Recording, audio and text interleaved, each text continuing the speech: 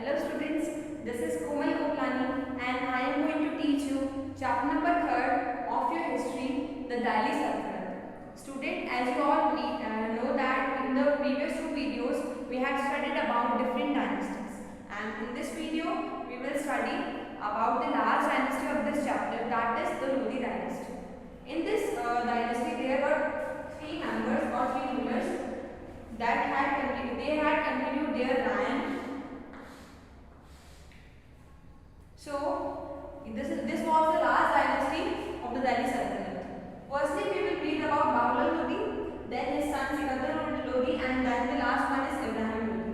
So Babur Lodi जो था वो एक बहुत ही जनरस और काइंड रूलर था, ठीक है। और एक चीज़ और, जो भी उस टाइम के जो ऑफिशियल्स और गवर्नर्स थे, जो बहुत ही स्ट्रिक्ट मैनर के लोग थे, उनको बाबुल लोधी ने रिमूव करके जो न्यू गवर्नर्स थे, जो न्यू नॉबल्स थे, जो कि विजडम, जिनके अंदर विजडम प्लस काइंड नेचर दोनों चीज़ें की क्वालिटी थी, उनको इंट्रोड्यूस किया।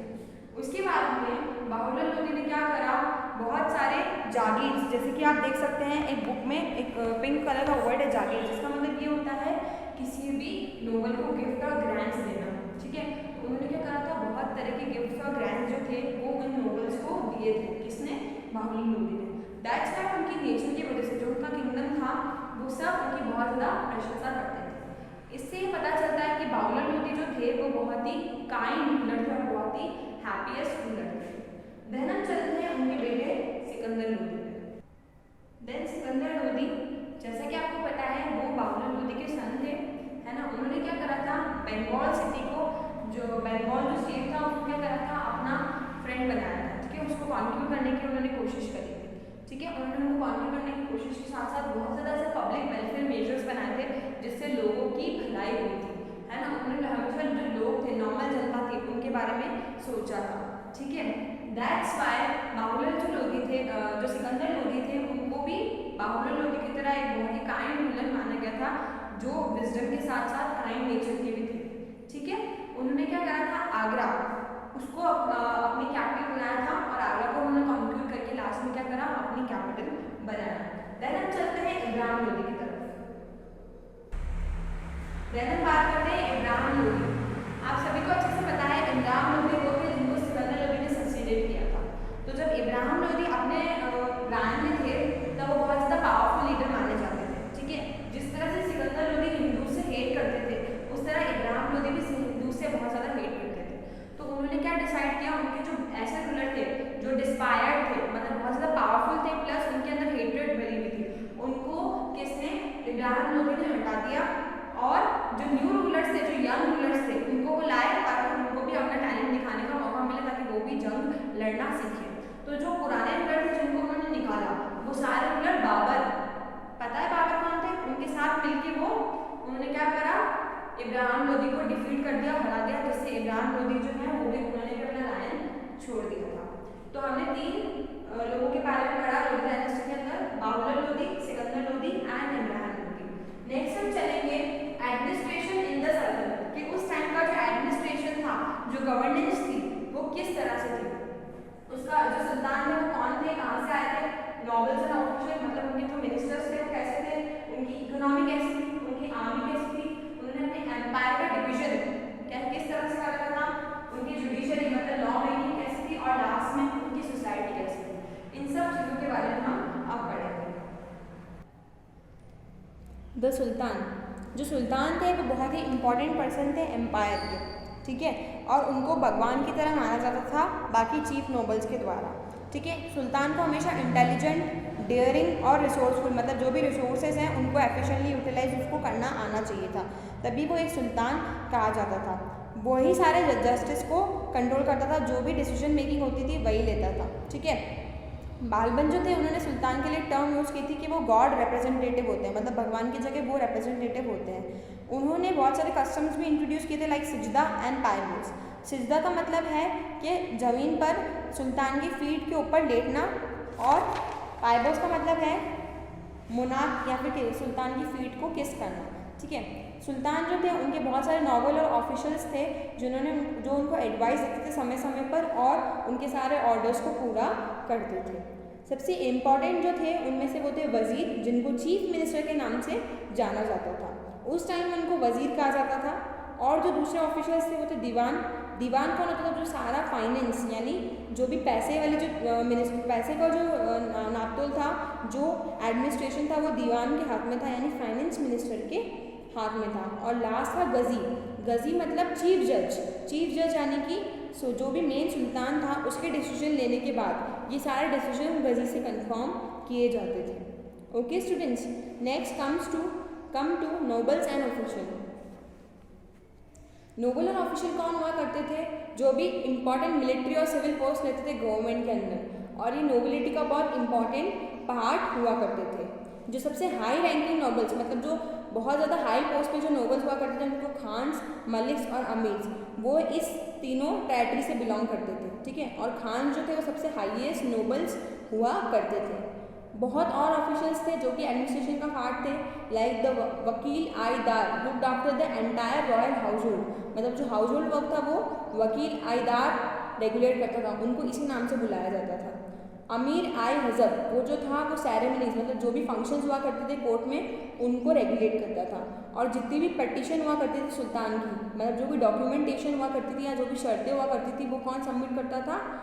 अमीर आई हजब। ठीक है, नेक्स्ट है वजीर, जिसको क्या कहा जाता है?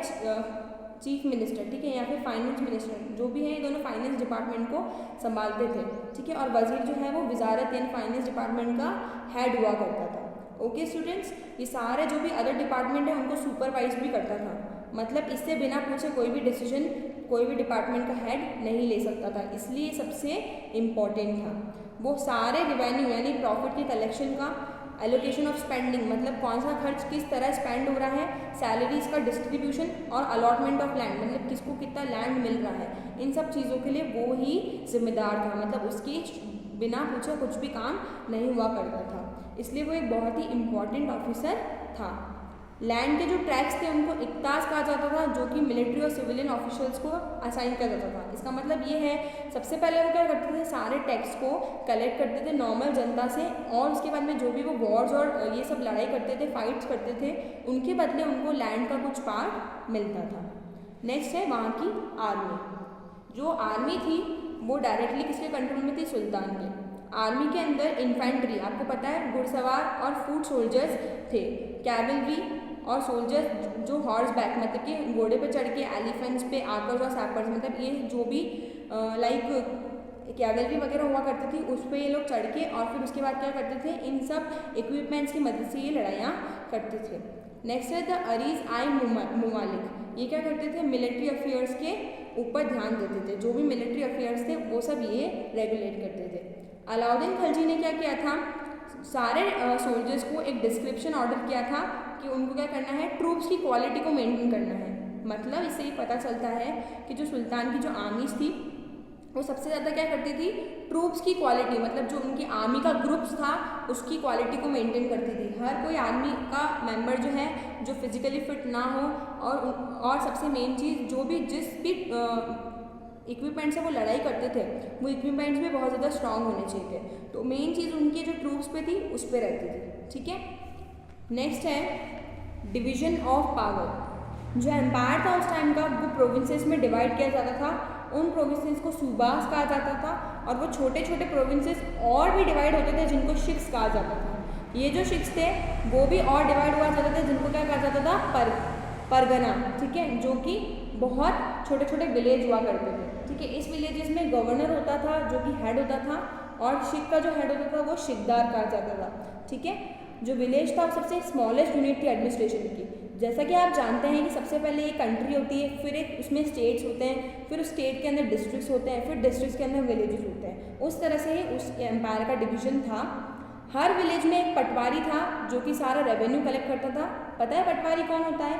पटवारी एक ऐसा मेंबर होता है जो सारा टैक्स कलेक्ट करता है, या जो भी प्रॉफिट होता है किसी भी लैंड का उसको कलेक्ट करता है। वो सारे रिकॉर्ड ऑफ लैंड को मेंटेन करके रखता है कि किस साल किसने कौन सी ज़मीन खरीदी, कितना क्रॉप प्रोडक्शन हुआ, कितना टैक्स कलेक्ट हुआ।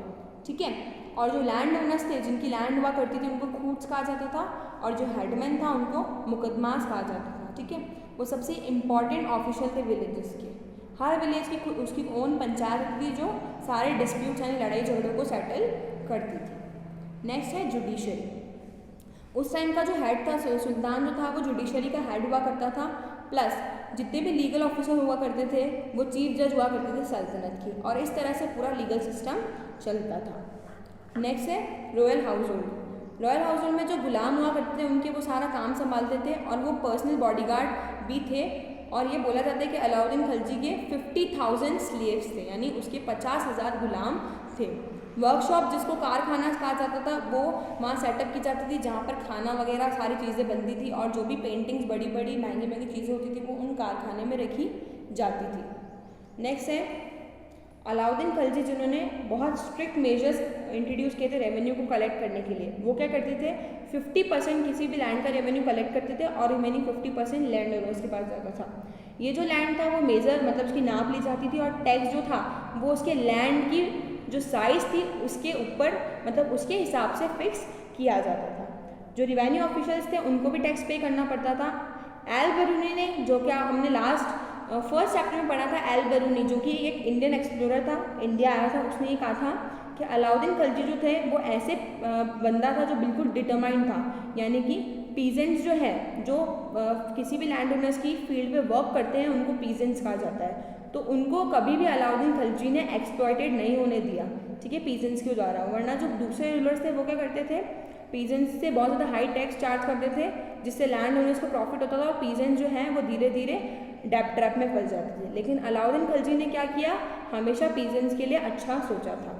उन्होंने प्राइजेस भी फिक्स कर रखी थी हर आर्टिकल्स की, ताकि जो गरीब से गरीब इंसान है वो अपनी बेसिक नेसेसिटीज़ को अफोर्ड कर सके। सुपरवाइजर जिसको शाहना कहा जाता था वो सारे ट्रेडर्स मतलब व्यापारी और मर्चेंट्स यानी बिजनेसमैन को कंट्रोल करता था। नेक्स्ट है सोसाइटी। सोसाइटी में जो रूलिंग क्लास हुआ करती थी, मतलब जो टॉप मोस्ट क्लास सेक्शन हुआ करता था सोसाइटी का, वो क्या करता था, सारा काम संभालता था, और जितने भी इंपॉर्टेंट एडमिनिस्ट्रेशन पोस्ट थी वो भी उनके लिए ही रिजर्व थी। स्लेवरी जो थी वो भी एग्जिस्ट हुआ करती थी उस टाइम के, और बहुत ज़्यादा स्लेव्स यानी जो गुलाम थे वो मार्केट से लाया जाते थे और उनको खरीदा जाता था और बेचा जाता था आगे, ठीक है, और वो सारे रॉयल हाउस होल्ड के काम करते थे, ठीक है। कुछ ऐसे लॉयल स्लेव्स भी थे जो क्या करते थे, आर्मी के जो रैंक्स मतलब जो सबसे ज़्यादा लॉयल स्लेव्स थे उनको सबसे ऊपर रैंकिंग पे रखा जाता था। पीजेंट्स को बहुत ज़्यादा हाई टैक्स पे किया जाता था, जिसकी वजह से वो पॉवर्टी यानी गरीबी की ज़िंदगी जीने लग गए थे, और वो मर्सी मतलब कि जो रिवेन्यू ऑफिशियल थे जो रिवेन्यू कलेक्ट करते थे उनकी दया पे ही जीते थे, मतलब अगर उन्होंने दया कर दी तो वो उनका जो टैक्स था वो कम हो सकता था, नहीं तो वो और पॉवर्टी में चले जाते थे। स्टूडेंट्स लास्ट टॉपिक है हमारा reason for declining of Delhi सल्तनत, कि ऐसा क्या हुआ जिसकी वजह से दिल्ली सल्तनत धीरे धीरे डिक्लाइन होती गई, मतलब गिरती गई, जिसकी वजह से वो पूरी खत्म हो गई। फर्स्ट रीजन उसका ये है कि लीडर जो थे दिल्ली सल्तनत के उनका एटीट्यूड किसी लीडर का पर्सनल इम्प्रॉपर था। जैसे एक डायनेस्टी खत्म होने के बाद नेक्स्ट डायनेस्टी आती थी, तो जो सक्सेशन हुआ करते थे उनके फर्स्ट सक्सेशन का शायद डेवलप थोड़ा अच्छा हुआ करता था, बट जो नेक्स्ट सक्सेशन आते थे वो डेवलपमेंट भी गलत तरह से करते थे, प्लस उनका जो एटीट्यूड था वो बहुत ज़्यादा इम्प्रॉपर हुआ करता था। नेक्स्ट है अनऑर्गेनाइज्ड मिलिट्री। उनके जो मिलिट्री, मैंने आपको जैसे कि भी बताया कि सबसे इम्पोर्टेंट किसी भी कंट्री या किंगडम के लिए होती है उसकी मिलिट्री। अगर वो अनऑर्गेनाइज होती है, फॉर एग्जाम्पल अगर इंडिया की मिलिट्री अनऑर्गेनाइज होगी तो दूसरी कंट्रीज उस पर अटैक करती जाएगी। इसलिए उस टाइम के जो किंगडम थे, दिल्ली सल्तनत के जो किंगडम थे, उनकी मिलिट्री बहुत ज़्यादा अनऑर्गेनाइज थी, जिसकी वजह से उनको अपने सल्तनत को डिक्लाइन करना पड़ा। नेक्स्ट है वीक एम्पायर। उनके जो एम्परर्स थे वो बहुत ज़्यादा वीक थे, जिसकी वजह से उनका एम्पायर भी वीक होता गया। कुछ फिजिकली एक्टिव थे बट मेंटली स्ट्रॉन्ग नहीं थे, और कुछ मेंटली एक्टिव थे बस फिजिकली स्ट्रॉन्ग नहीं थे। नेक्स्ट है टिमूर। जैसे टिमूर ने इंडिया पे आक्रमण करा, दिल्ली सल्तनत पे आक्रमण करा, उसके बाद दिल्ली सल्तनत धीरे धीरे क्या हो गई, डिक्लाइन होती गई। ओके स्टूडेंट्स, सो बेसिकली ये चैप्टर थोड़ा आपके लिए शायद लेंथी हो